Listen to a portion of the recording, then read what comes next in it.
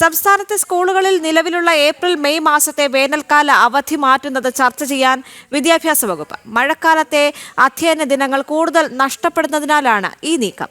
വിവിധ സംഘടനകൾ, പ്രതിനിധികൾ എന്നിവരുമായി ഇക്കാര്യത്തിൽ ചർച്ചയാകാമെന്ന് പൊതുവിദ്യാഭ്യാസ മന്ത്രി വി ശിവൻകുട്ടി പറയുന്നുണ്ട്. എസ് ശാലിനി ചേരുന്നുണ്ട് കൂടുതൽ വിവരങ്ങളുമായി. ശാലിനി, ഇന്ന് വി ശിവൻകുട്ടിയുടെ ഈ ഒരു പ്രസ്താവന വന്നതോടുകൂടി കൂടുതൽ ചർച്ചകൾക്ക് തുടക്കമിട്ടിരിക്കുകയാണ്.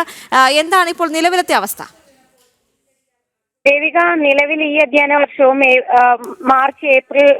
മാർച്ചിൽ പരീക്ഷയും ഒപ്പം തന്നെ ഏപ്രിൽ മെയ് മാസങ്ങളിൽ വേനലവധിയുമാണ് നിശ്ചയിച്ചിട്ടുള്ളത്. പക്ഷേ അതിലൊരു മാറ്റം വരുത്താനാണ് സർക്കാർ ആലോചിക്കുന്നത്.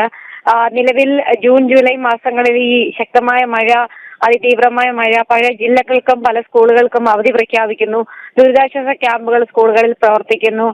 പല പാഠഭാഗങ്ങളും കംപ്ലീറ്റ് ചെയ്യാൻ കഴിയാത്ത സാഹചര്യങ്ങൾ, ഒപ്പം തന്നെ അധ്യയന വർഷത്തിൽ പല ദിവസങ്ങളിലും അവധി നൽകേണ്ട സാഹചര്യം, ഇതൊക്കെ കണക്കിലെടുത്തുകൊണ്ടാണ് ഈ മഴക്കാലം അല്ലാത്ത സമയം, വേനലവധിയായിട്ടുള്ള ഏപ്രിൽ മെയ് മാസങ്ങളിൽ ക്ലാസുകൾ എടുത്തുകൊണ്ട് ജൂൺ ജൂലൈ മാസങ്ങളിൽ അവധി നൽകാനൊരു തീരുമാനത്തിലേക്ക് സർക്കാർ എത്തുന്നത്. ഔദ്യോഗികമായ തീരുമാനമായിട്ടില്ല.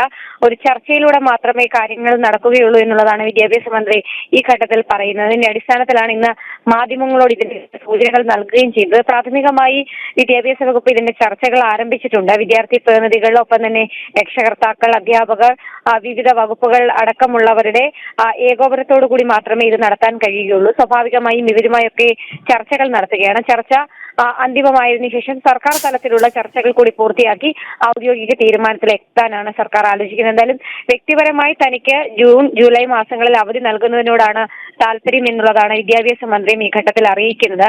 അത് വിവിധ ജില്ലകളിൽ ഈ അവധി അടക്കമുള്ള കാര്യങ്ങൾ പ്രഖ്യാപിക്കുകയും വിദ്യാർത്ഥികളെ അത് പഠനത്തെ കാര്യമായി ബാധിക്കുന്ന സാഹചര്യത്തിൽ കൂടിയാണ് വിദ്യാഭ്യാസ വകുപ്പ് ഇത്തരത്തിലൊരു ആലോചനയിലേക്ക് കടന്നിട്ടുള്ളത്. എന്നാൽ പ്രാഥമിക ചർച്ചകൾ ഈ ഘട്ടത്തിൽ തുടരുകയാണ്. അന്തിമ തീരുമാനം സർക്കാർ തലത്തിൽ ഉണ്ടായിട്ടുമില്ല. ദേവിക.